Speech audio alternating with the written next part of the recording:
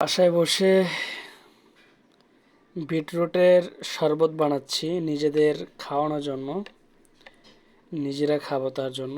তো দেখতে পাচ্ছেন কালারটা পুরো লাল, মনে হয় যে পুরো রক্তর নাগান।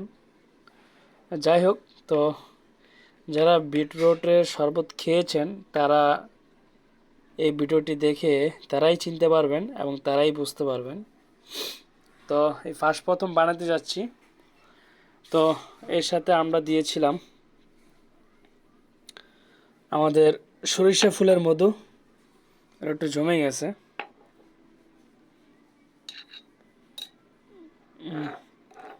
ফার্স্টে লিকুইডগুলো ছিল ওগুলো একটু দিছি, এখন এই ক্রিম হানি হয়ে গেছে, এগুলো একটু দিয়ে দিব। আমি প্রায় সবগুলোই দিব ইনশাল্লাহ। তারপরে আমরা তার পাশাপাশি রেখেছি চিনি, এই চিনিও আমরা কিছুটা দিব। আর পাশাপাশি এটা হচ্ছে আপনার লবণ, 2-1 চামচ লবণ দিয়ে দিব, সেটা আপনারা দেখতেই পাবেন।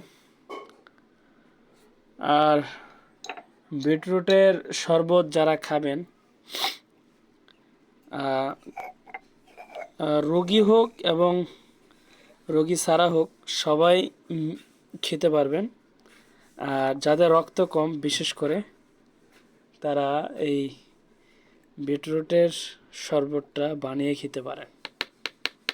ফার্স্টে বিটরুট আপনারা কুচি কুচি করে নেবেন আলু মতো, যাতে ব্লেন্ডার করতে একটু সহজ হয়। এই হচ্ছে আমাদের ব্লেন্ডার।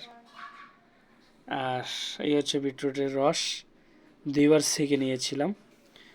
আর আমরা এই মধুগুলো সবগুলো দিয়ে দিব, তারপরে 2 চামচ লবণ, তারপরে 3-4 চামচ হচ্ছে আপনার চিনি দিয়ে দিব, তারপরে আমরা শরবতটা রাখবো।